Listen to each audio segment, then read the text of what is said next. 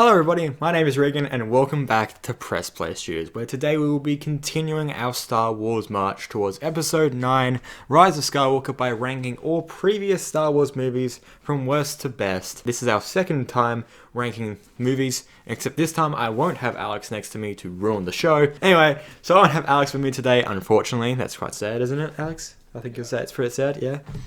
Because today it's in my domain, focusing on Star Wars. Yeah, this is just once again on the march to episode 9, trying to get everyone into that Star Wars mood and trying to find out where episode 9 will fit into these rankings once the film has come out. Anyway guys, let's get into it.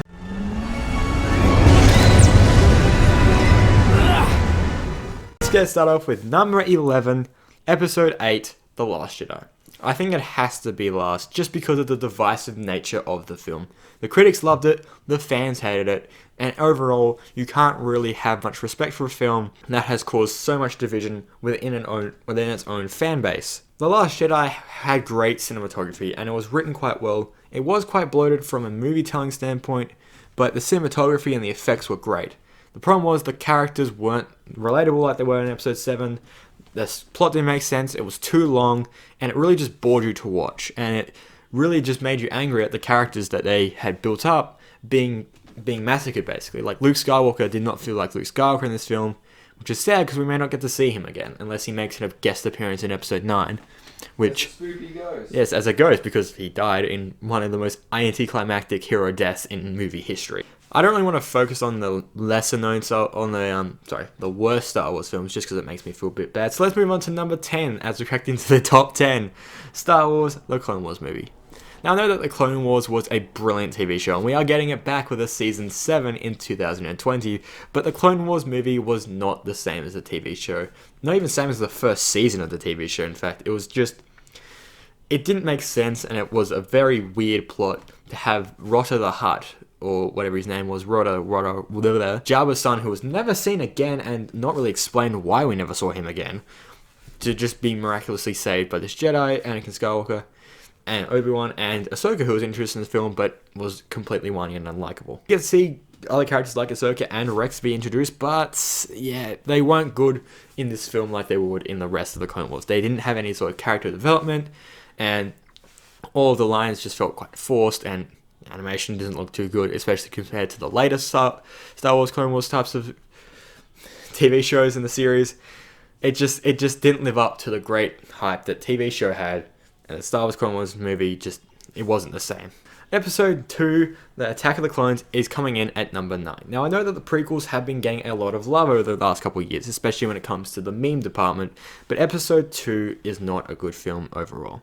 It does have lots of lightsabers and fighting, but only in the last 30 minutes, and honestly, you have to make a good movie for 90 minutes, 100 minutes, however long your movie actually runs for, not just the final 20, 30 minutes. Anakin Skywalker in this film is probably the most unlikable in the series that we've had. In a series of unlikable Anakin Skywalkers, which is bad because his character is interesting. So write him well. I don't like sand. Dialogue is forced.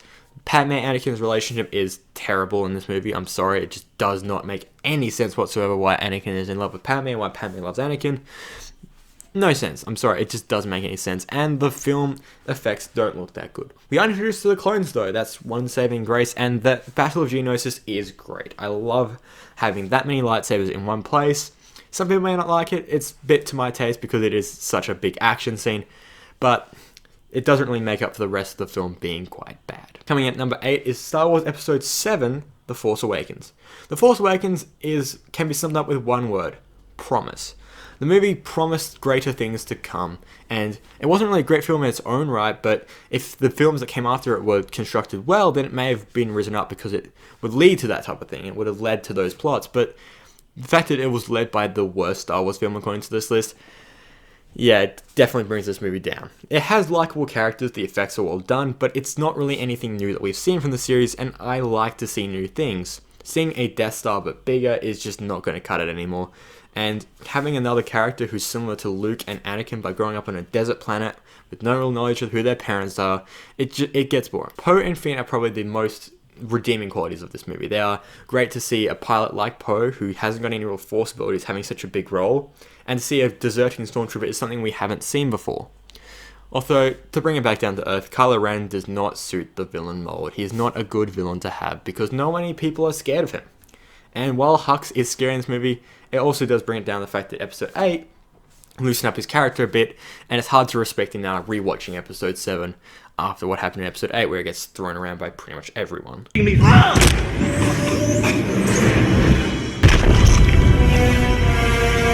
Don't get distracted, I'll go. Coming in at number 7 on this list is Star Wars Episode 1, The Phantom Menace. I was debating about whether to have The Phantom Menace above or below Force Awakens, but I decided to put it above just because of the Duel of the Fates battle at the end. Another thing the prequels all seem to have in common was the fact that the last 30 minutes of the film were the only 30 minutes you really had to pay attention for. Phantom Menace has a lot of the same problems as Episode 2, so I don't really want to reiterate them, but it does get advantage over that film because it doesn't have the terrible love scenes, and instead has a pod race, which, while it may not look too good, it definitely is more exciting than the slow burn love scenes and not liking sand. I don't like sand. Coming in at number 6, and we're about halfway through this list, is Solo, a Star Wars story. And I feel like that's about where it belongs in most lists of Star Wars films because it is exactly middle of the pack. It doesn't do anything special, but it doesn't really itself either. Solo introduces us to a more criminal underground story, and that's a lot more interesting than just seeing Jedi and Sith fighting each other all the time, and especially seeing more young Han Solo, because Han Solo is probably one of the best characters in this movie franchise. However, the film doesn't really take off in any areas. Its effects are good, not great. Its writing is good, not great. Its story is good, not great. And the entire movie is just good, not great. Breaking into the top 5, we have the first of the original trilogy, Star Wars Episode 4, A New Hope. The movie that started this entire 40-year journey of Star Wars fandom and screaming at the directors for ruining our characters. Episode 4 introduced us to all of the main cast: Luke, Leia, Han, Obi-Wan Kenobi, Darth Vader, the whole shebang, except for the Emperor. And it really is a great film, and I definitely recommend anyone who hasn't seen the Star Wars films, first of all, what are you doing watching this video? And second of all, definitely watch this film to start off with. It's the film that started the entire generation of Star Wars fans. But it does suffer a similar problem to how I said in the Marvel Rankings video with Captain America: The First Avenger, that its effects don't really hold up to the rest of it in the movies, and you can definitely tell that it was a low-budget film, with the writing being a bit clunky, and the final battle against the Death Star, while iconic, not making huge sense when you think about it logically. Why would you send only 20 fighters, and why would the Empire not have any Star Destroyers protecting their station? If they knew that the weakness of the start of the Death Star was against one-man fighters, why not send out more one-man fighters to meet them and ruin any weaknesses you have? They just didn't play it safe, and it makes no sense as to why they didn't. But don't let that plot hole oversee the entirety of this film and how important it was for not only Star Wars history, but movie history. Now let's move on to number 4, Episode 6, Return of the Jedi.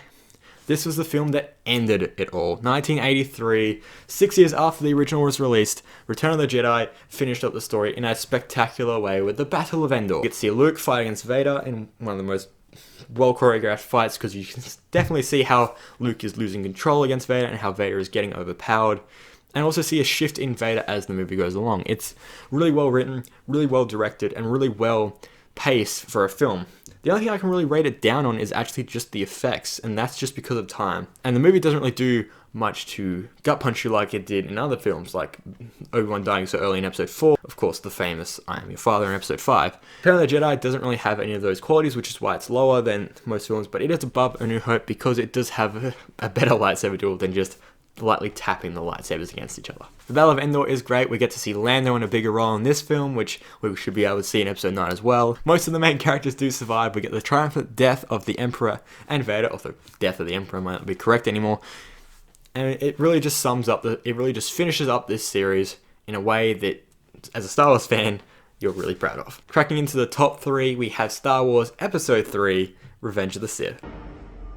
Hello there. Now, you may be wondering why a man who has admitted to being a prequel hater has put a prequel film so high on this list. And that's because of one thing. Star Wars Revenge of the Sith is probably the best Star Wars in the entire movie series. It's not a good movie. Like, the dialogue is clunky, it's not really well directed, the effects don't look as good as they would have been if they had waited a couple years. But in terms of just having lightsaber battles and lots of clones and basically just having everything that makes Star Wars great, which is action, this film tops all those lists. The most lightsaber duels, I think it's the first movie to have more than like 2 lightsaber duels. The triumph fight between Anakin and Obi-Wan, Yoda and Palpatine, it just goes off. And you really feel the effects of this character, especially looking at them 15 years on. You see how important these characters actually became, despite the fact that they weren't really put in a good position to succeed thanks to the writing and the directing and the acting and everything going on there. But yet they've still managed to remain essential parts of the Star Wars diet, and I think like that needs to be a bit commended for Star Wars Episode 3, because that's the one that really gets everyone's memory when you talk about the prequel. Also, the memes from Episode 3 are the best memes in the series, and you can't tell me otherwise. Coming in at number 2, and this may be a bit surprising for some people that it's this high, is Rogue One, A Star Wars Story. Rogue One is probably the best looking Star Wars film that I've seen, and it really suits into what it is, which is a gritty, tough war film. It doesn't look like the traditional war films and like the war film that I want to get for the Clone Wars, but it does suit its purpose, and it actually helps fill in a massive plot hole into how the Death Star plans were actually captured. So to fill in this massive plot hole with the first Star Wars story, they have characters like Jyn and Cassian and K2SO be such likable characters, while also having the impact to kill them off despite having just one movie to do it. It really helps that this film was so great. And I honestly can't see much wrong with this film, except for the fact that there wasn't that many lightsabers, although we did get it made up for with that awesome Vader scene at the end. Finally, the number 1 spot, and I don't think there's much debate about this being the best Star Wars film, it's Episode 5, The Empire Strikes Back. It's probably one of the best films, period. And if you want to watch like the most influential films, especially from sci-fi, but really any movie history, Empire Strikes Back is probably the first Star Wars movie you'd watch. It holds on to the biggest plot twist in movie history, with Darth Vader revealing to Luke Skywalker that he is his father. It's become so oversaturated now that it's really lost its impact, but I feel like the story, the fact that Episode 6 had to put early on when Yoda died, confirming that to be a fact because not many people actually believed it, kind of shows how unexpected this actually was at the time. And we can't really take away from how big of a plot twist that has actually become, and it's become synonymous with that. But that's not the only thing going for this film. Luke and Vader fight at the end before those triumphant words is one of the best duels. Despite it being one of the slower ones, you can definitely see that Vader is testing Luke, and Luke is starting to, lose his cool a bit, and his Jedi training really hasn't kicked in yet. We also get to see Han and Leia start getting more together, although we do have that one ancestral kiss between Luke and Leia, which is probably the only bad part of this film, to be honest, because it just makes everyone uncomfortable for that. We also get to see Lando be introduced in the series, and honestly, I don't think there's many performances better than he's won in Episode 5 in terms of for Lando. He hasn't seen a lot, but he's good when he's on screen. This is also probably Han Solo's best appearance in all Star Wars movies, because you really get a feel for who Han Solo is, and it's really in a transition period between being a smuggler and being a rebel general. You can sort of see in those crossovers, and it's not something you get to see a lot with the character change. Biggest development for this character that we've seen in a movie. Also get to see Carrie Fisher come back as Leia, and once again, absolutely killing on screen. And Mark Hamill as Luke is probably one of the best and most underrated performances in cinema history. And if you notice that I'm saying a lot of things about overall cinema history about this film, that's because of how influential this movie actually was, and really cemented Star Wars as a franchise and not just a one-off movie. So there goes my list for the top 11 Star Wars films. What was your favorite film? Make sure to put it up in the poll above. You can also check out my video discussing The Mandalorian, or you want to see some hopes and expectations for Star Wars Episode 9. That also should be in the iCard above. Anyway guys, thank you so much for watching. That's a wrap.